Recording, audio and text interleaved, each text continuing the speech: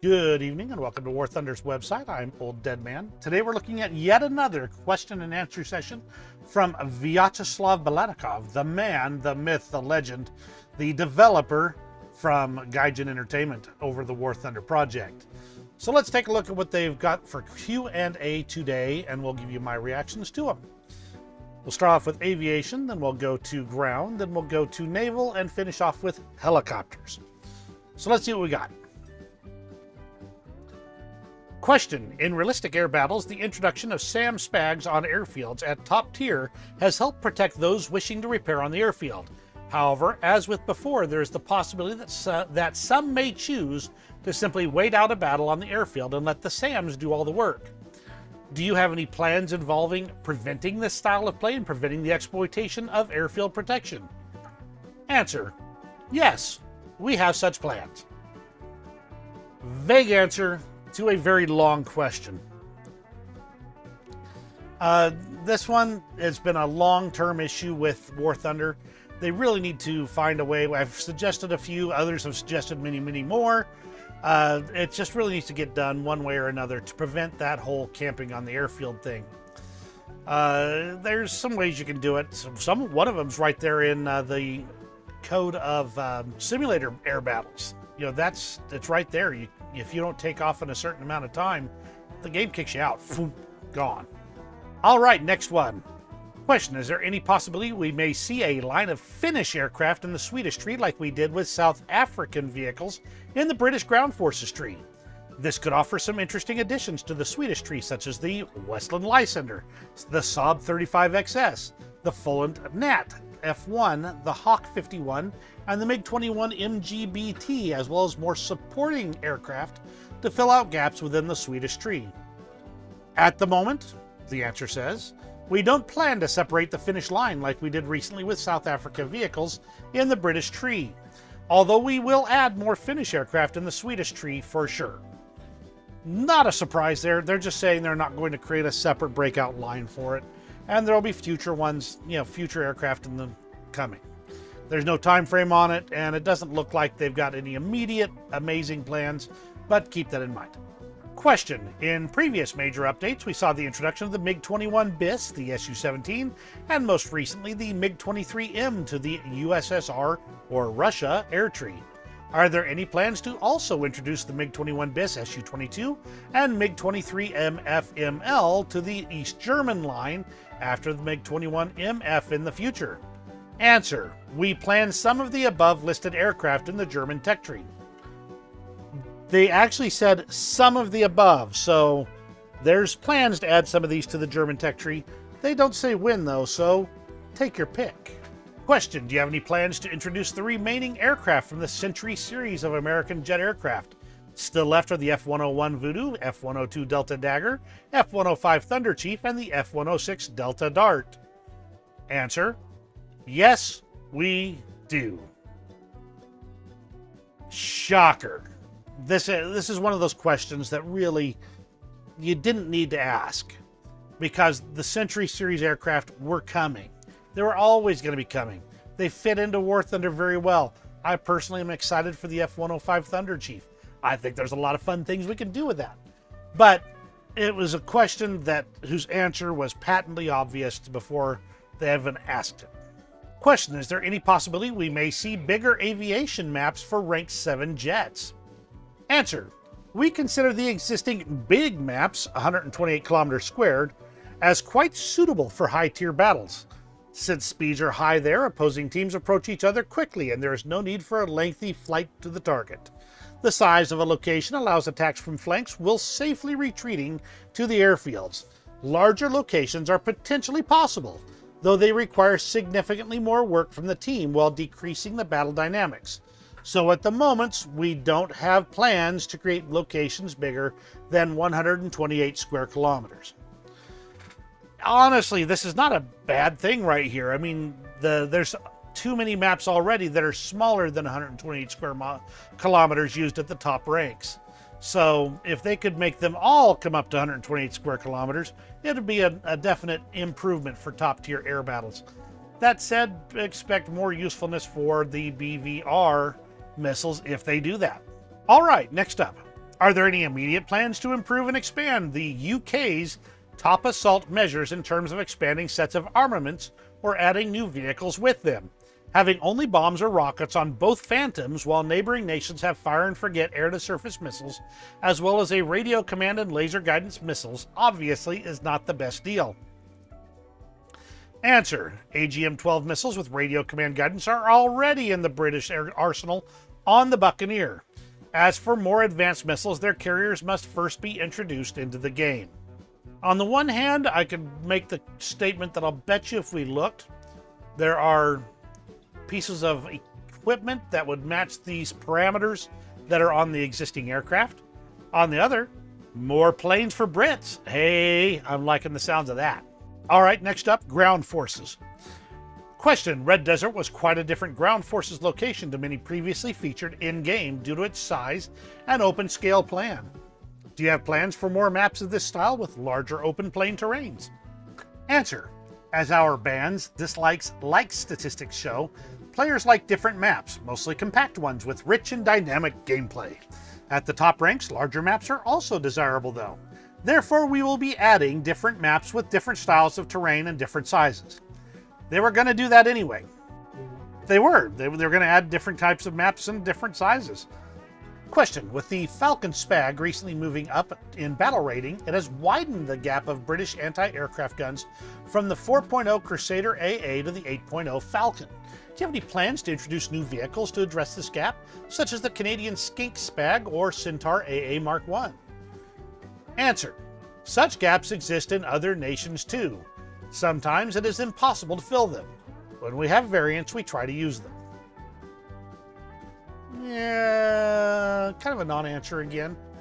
They obviously don't have any immediate plans to fill that particular gap, and that could be the issue they're looking at right now, is they just don't have plans in play for that particular gap, or probably some of the others for that matter, from the way they phrase this.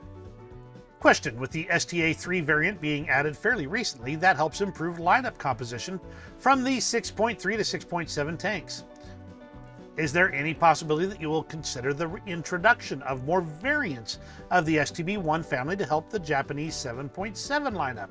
Several examples of the family exist today in museums or testing grounds, and with the STB-2, 3, 4, 5, 6 providing multiple options. Answer. Filling BR 7.7 to 8.3 in the Japanese tech tree is complicated, kind of like some relationships you find on Facebook. There are a few appropriate candidates, but we're working on earlier versions of Type 74B and C to add them in upcoming updates. So more Type 74s, hey, looking forward to those. And that means that they are looking at it rather actively, since they have actually identified a few models that might get in there in the near future. Question. Both of the Leclercs currently in-game historically did not have Commander's thermal sights, but later modifications such as the 21 did. Do you plan to introduce new variants of this tank, or perhaps a modification to the existing variants that could upgrade the sights? For example, the UAE upgrade packages that gave Commander thermals. Answer. Other modifications of the Leclerc MBT will surely appear in the game. Another, yeah, of course they will, type thing. Question. Is it possible for the BTR-90 and vehicles based on it to appear in the game? Answer, to the surprise of no one, yes, quite, and we do not exclude that even in several versions. Which tells me from the phrasing that they have already got plans or something in progress based on the BTR-90. So, hey, looking forward to that. Question. In the British MBT branch, Challengers 2 and 2F are uncompetitive in relation to new tops for other nations. As an example, the Leo 2A6 Swedish Leopards, new T-80 BVM from the Soviets. Do you consider the Black Knight technology demonstrator from BAE Systems with the Iron Fist APS, as well as the Rheinmetall Challenger 2 LEP with a new weapon, as possible new vehicles to update the top MBTs of this gaming nation? Answer. We do. The first option is a little more favorable than the others, but yes, there are not so many options for new MBTs for Britain. So on the one side, they're saying, yeah, we've got a few options, and on the other, they're saying not a lot of options. I did find it interesting that they said the first option was a little more favorable. That'd be the Black Knight Technology Demonstrator. And I did a little bit of quick research, nothing big. Looks like this came out around 2016. The Black Knight comprises a bunch of new technologies that are going to be as part of the Challenger 2 Life Extension Program. And that's going to include active protection, laser warning systems, regenerative braking, thermal imaging, and accelerated fight ability, such as new equipment controlling tanks' weaponry is faster, meaning the crew can identify an enemy target and engage more quickly. Now, obviously, some of those systems have minimal impact on the game as it is right now, but hey, you know what? I'm always game for additional things. I don't have that area of the British tree, but I would be absolutely interested to hear what you guys think about that one. Very interesting little tidbit. Question: are any balancing of the SPAG-SAM system planned? For example, an increase in their value in RP. Now they are very accessible and extremely effective. Aviation has little chance of countering. Answer: the efficiency of top-end helicopters is somewhat superior to that of top-end air defense systems, but both are somewhat more efficient than other ground vehicles. So the availability of air defense systems in the RP is a deliberate decision. We believe that any stage of the battle, ground forces should have cover from air attacks, and an aircraft or helicopter should always take into account the risk of being under air defense fire, which limits its capabilities and requires a more skillful game. It should be borne in mind that an airborne salvo of a top-end helicopter, in theory, can destroy a significant part of the enemy team without any risk from tank fire, and aviation will receive more and more powerful and long-range weapons. So air defense systems should be on the battlefield in top battles, always or almost always.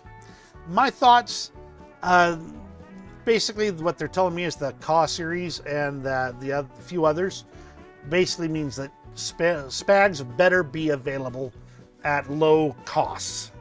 So they expect that'll remain the same for a while, and to be honest, I don't think that's a bad thing. And let's move on to naval. Question: several naval forces maps, such as the Jungle map, for example, do not currently have any runway, aircraft carrier, or area for repairing aircraft in battle. This means after expending your armaments in realistic battles, you cannot repair or rearm your aircraft. Do you have any plans to introduce land bases for these maps, or perhaps aerial repair rearm points? Answer: yes, we're on it already. Good. I'm surprised it got past QA with those. Question: some of the larger open ocean naval maps suited to the larger Blue Water Fleet ships are not really suitable for patrol boats and other coastal class vessels. Are there any plans to add areas of these maps with terrain more suitable for coastal ships, or perhaps an option in the map filter to exclude open sea maps? Answer: no such plans. Since large maps with one large central capture zone are made specifically to be as open as possible, where you do not need to constantly go around rocks or islands and be distracted from firing. Small fleet, except for the more top boats, don't match on these maps in terms of BR, while top boats may well contribute to the success of their team by being on the capture point and implementing long-range torpedoes. It is quite difficult to hit a boat from the main battery of a cruiser or destroyer further than 5 kilometers, so they can be present in the zone for quite a long time and increase the outflow of tickets from the enemy team. They're saying that the small vessels, the coastal fleet, still has a role to play in here, probably mostly hiding behind their larger brethren and helping to knock the, take out the tickets on the other team. That's kind of my take on it. I actually don't consider this a bad thing. I do consider it kind of an answer that's saying, no, you aren't going to get anything out of this one. Question: from rank 5 and above in ground forces, parts and FP come at a reduced RP cost by comparison to their equal tier modules. Do you have any plans to introduce a similar system by which the toolkit and fire protection system in naval forces also have a reduced RP cost than equal tier modules? Answer: probably yes, though the so-called stock syndrome isn't critical for naval vehicles. There are a few weapon stations on almost every ship or boat, and fire does not destroy naval vehicles as quickly as ground vehicles. Most of the stock boats are destroyed by enemy fire, especially when they're sitting dead in the water after being unable to repair or otherwise overcome any of the problems they've been introduced with from enemy fire. So yeah, nothing happening there. Question, is there any work in progress on naval enduring confrontation? And I'm going to skip the rest of that because it's not important. But it also add, could you run this mode for longer than 3 days? Answer, yes, we're working on it. No surprise. All right, let's move on to helicopters. Question, can you tell us anything more about the development of helicopter PvE enduring confrontation? Answer, few details can be announced now, but we're working on it, in particular on adding new types of objects like different SAM units. Yes, they are working on it. My guess is it's slow work and it's not anywhere near ready or complete. But they're adding new objects, so I think that's pretty awesome. Question, in realistic and simulator, helicopters such as the Ka-50, 52, and Mi-28 spawning instantly at the start of the battle with very powerful, unguided rocket weapons can have a considerable impact on the battle and take out many enemies right at the start. Do you have any plans to review the spawn point cost of these helicopters with such weaponry? Answer, yes, there are plans. We have already replaced the missile with a not entirely correct high explosive action S-13DF with a more correct high explosive fragmentation S-13, but perhaps we will also edit the number of RP required for respawn on a helicopter with heavy unguided missiles, especially since there is also a national imbalance in the presence of such missiles only in one playable nation. Yes, having those missiles only in one playable nation is an imbalance. It does need to be addressed, and sooner not later. Question, will there be rebalancing of helicopters at the top ranks? The Soviet Kaz and Mi-28, together with the Tiger, have rather imbalanced weapon systems that make it possible to effectively deal with both ground and aircraft. This is a variation on the previous question. The latter is completely knocked out of random battles due to very low efficiency, SAM spags, and armament of helicopters, such as Vikers that effectively destroy both, or PARs, which in automatic mode can destroy a large number of enemy vehicles in a short period of time, while helicopters can carry air-to-air missiles and have onboard calculators for air cannons. Answer. According to statistics, the best helicopter at the moment is the British AH Mark I, and the French Tiger HAD is in the top 4 with quite ordinary AGM-114s. You need to understand that we are not inventing weapon systems out of nothing. If in reality there are options for improving a particular vehicle or aircraft, we can use it, or we can implement in the game certain limitations that exist in reality and have a noticeable effect on the combat effectiveness of the weapon system. If there are no such options, then only balanced possibilities remain, an increase in BR or a change in the cost of an RP. However, for top tier vehicles, they may not be effective. I would love to meet the person who is discovering these statistics on their helicopters. I would love to see the actual numbers. I have a hard time believing a low tier British helicopter is wiping the floor with everything in its path to the extent that it's not been countered hard by other players. The only way I could see that happening is if people are just not spawning an SPA to start. And to be honest, I just want to see the numbers. Honest to goodness. This, according to statistics bit, doesn't really make me smile. Okay, so let's move on to the miscellaneous section. Question, over the past year, the US servers seem to have quite a few issues with it in terms of ping, lag, and load times in general. Can you tell us a little bit about what you are doing to resolve this situation and prevent those servers from falling flat on their face? Okay, that last part wasn't in there. But the answer is, the number of game servers was increased, which reduced the load on separate servers and improved the situation. Improved, but didn't resolve. I mean, really, that's cut to the chase. I've had several times in the last few days where I've been flying in a ground RB match and, 30, 40, 50% packet loss. So, more work needs to be done. Question, regarding the Battle Pass, so far we have seen a tank as the top reward for the first 3 seasons. Can you tell us if there are plans to have an aircraft or ship as the top prize in a future season? Will we ever see a helicopter Battle Pass reward vehicle? Do you have any other plans to expand the Battle Pass rewards, such as unique historical skins for existing vehicles? Answer. We have plans for an aircraft as the main prize in the Battle Pass, but not in the upcoming seasons. I mean, I like the answer, but it's got just a little bit vague, and not soon. So we'll see where it comes of that. So what do you think of the answers that Vyacheslav Bulannikov has come up with this time? I wish some of the questions had been more usefully selected. Many of them were just not that. I mean, they're things where you go, of course. Yeah, that makes perfect sense because that's how they've been working on this entire time. Others had kind of vague answers. It would have been nice to have a little bit more detail. That said, I also understand from a customer service standpoint and a public relations standpoint that they don't want to put their foot too deep into the poop pile on many of these things. So I don't blame them. That doesn't mean I don't wish for more. Hey, who knows? Maybe one of these years I'll be able to sit down and interview Vyacheslav myself. Woohoo! All right, thanks for joining me today. Give me an old thumbs up, and you have a great rest of the day. We'll see you over there in War Thunder. Question. Both of those look